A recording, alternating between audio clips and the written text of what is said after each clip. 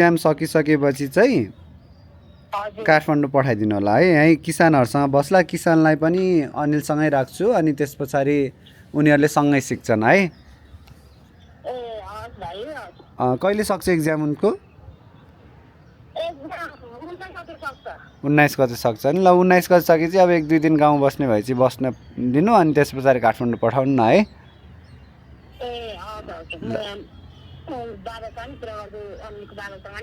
अनिलको बाबालाई नि भन्नु, अनि नत्र भनेपछि यही नम्बरमा नत्र मेरो अर्को नम्बरमा कल गर्ने भन्नु, अनि म कुरा गर्छु अनि है।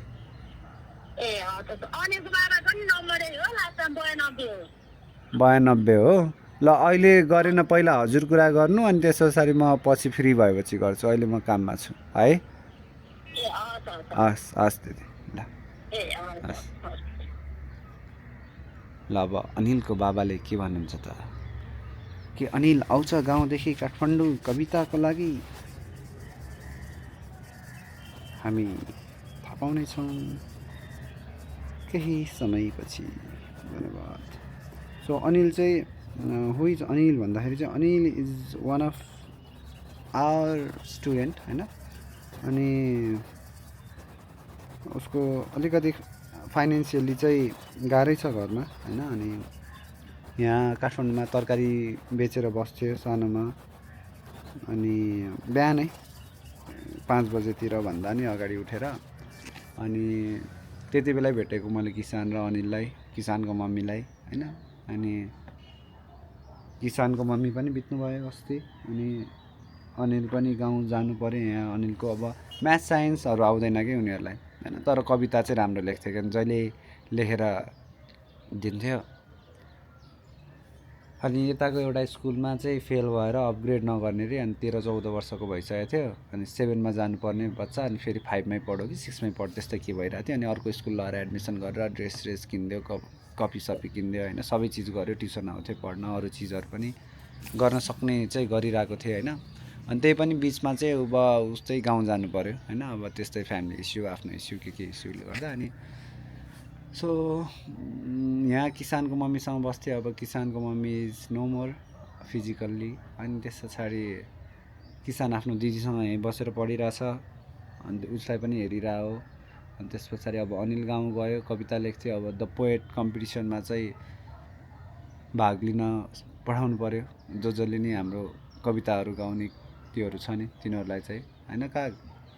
अनि त्यस पछाडि अनि सबलाई ट्रेनिङ दिने हल्का फुल्का होइन। तिनीहरूले आफै लेख्छ पनि होइन, आफै गाउँछ। अन्डर 18 को लागि हो। सो त्यही हो। अनि अब बागदिला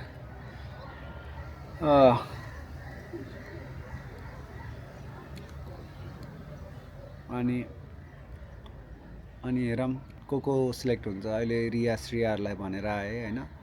अनि अब अनिल र किसानलाई भन्छु, अनि जुनकेरीमा सबैलाई भन्छु, यता इन्द्रेणी स्कुलको सबैलाई भन्छु।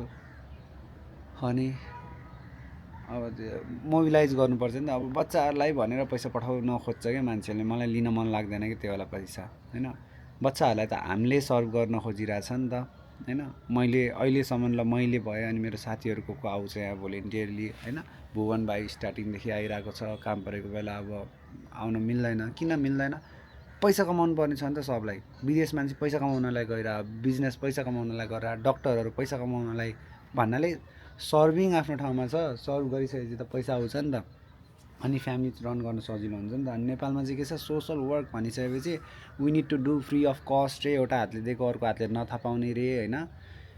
पात छ कि मान्छेहरूको यो वाला सोच चाहिँ। अनि त्यही भएर म चाहिँ के भन्छ भने चाहिँ हामीले बच्चा बच्चीलाई माया गरिरहेछ, या फिर हामीले environment pollution, environment conservation, preservation समथिङमा काम गरिरहेको छ, वेस्ट म्यानेजमेन्टमा काम गरिरहेको छ, सोसल एन्टरप्रेन्योरसिप डेभलप गर्न खोजिरहेको छ हुन्छ नि, एग्रिकल्चरमा गर्न खोजिरहेको छ, टुरिज्ममा जेसमा नि गर्न खोजे पनि हुन्छ नि। डाइरेक्ट त्यसमा भनेर पैसा दिएको एकदम राम्रो, किनकि बिचमा मिसयुज नहोस् भनेर। तर प्यासनेट मान्छेहरू छ भनेपछि चाहिँ हुन्छ नि, ल मलाई चाहिँ यो पोल्युसनहरू देखेर एकदम इरिटेट हुन्छ, मलाई चाहिँ यसको लागि केही गर्नु छ होइन। मसँग त पैसा छैन होइन, डाइरेक्ट मलाई पैसा दियो रे यो यसको लागि चाहिँ काम गर भन्यो भने होइन, मलाई मात्रै पैसा दियो भने त मलाई त्यो अरू आफ्नो लिभिङको लागि त अलिकति गाह्रो हुन्छ नि त। अब जुनकेरी कन्टेक्समा त बच्चा बच्चीहरूको लागि दियो भनेपछि मलाई पनि त रन हुनु छ, मलाई नि त भोलिन्टियरहरू मोबिलाइज गर्नु छ होइन, म त सक्दैन नि त त्यसरी। अनि बच्चाहरूको लागि दिएछ, मैले अब कतै रेस्टुरेन्टमा खाएँ भने नि मलाई त्यो हुन्छ नि गिल्ट फिल हुन्छ क्या, अनि त्यही भएर नि मलाई लिन मन लाग्दैन क्या पैसा।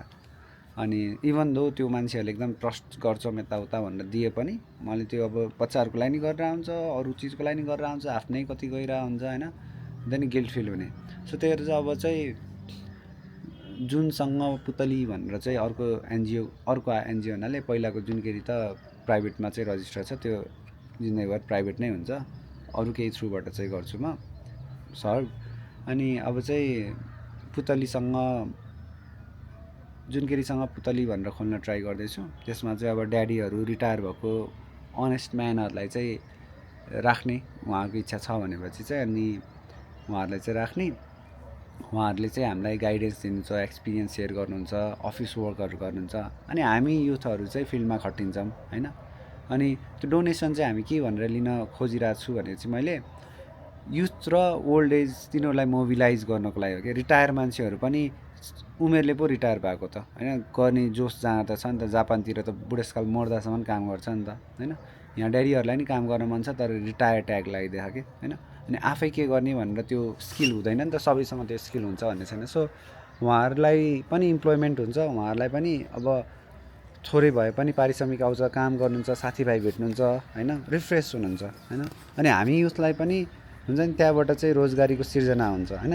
अनि त्यो पैसा लिइसकेपछि चाहिँ के हुन्छ भने चाहिँ डिफ्रेन्ट प्रोजेक्ट्सहरूमा चाहिँ हामीले युटिलाइज, पहिला चाहिँ स्किल डेभलपमेन्टमा युटिलाइज गर्ने भयो, एजुकेट गर्ने भयो होइन। त्यस पछाडि त्यो प्यासनेट मान्छे जब एजुकेट हुन्छ अनि बल्ल चाहिँ अनि हामीले चाहिँ उसलाई जा मार्केटमा अब आफ्नो जादु देखा भनेर चाहिँ पठाउँछ क्या होइन। सो त्यसरी चाहिँ गर्ने प्लान छ। लेट्स सी के हुन्छ। 2 वर्ष अगाडि कोही पनि थिएन होइन, एक्लै स्टार्ट गरेको, अहिले यत्रो बिल्डिङ छ कि आफ्नै भने नि हुन्छ, आफ्नो त होइन होइन, त्यही पनि आफ्नै भने नि हुन्छ। यो बिल्डिङ, तलको बिल्डिङ, त्यो स्कुल, अर्को स्कुल, यो गुम्बा, अनि त्योभन्दा नि अब यो पैसा कमाउनु भन्दा पनि मान्छे कमाउनु भनेर एकजनाले भन्नुभएको थियो मलाई होइन। So when you earn people, you earn everything they earn होइन, अनि सजिलो हुन्छ। You learn on your own होइन। त्यही भएर चाहिँ मान्छे चाहिँ कमाउनु पैसा भन्दा भन्ने सिकेर म चाहिँ मान्छे कमाउनतिर लागेँ गाइजहरू। सो अनि मैले मान्छे कमाएर मलाई जाने फ्री छ, खुसी लाग्छ। अनि त्यही हो, यो चाहिँ 8 मिनट मात्रै राख्नु पऱ्यो। Numbers plays very important.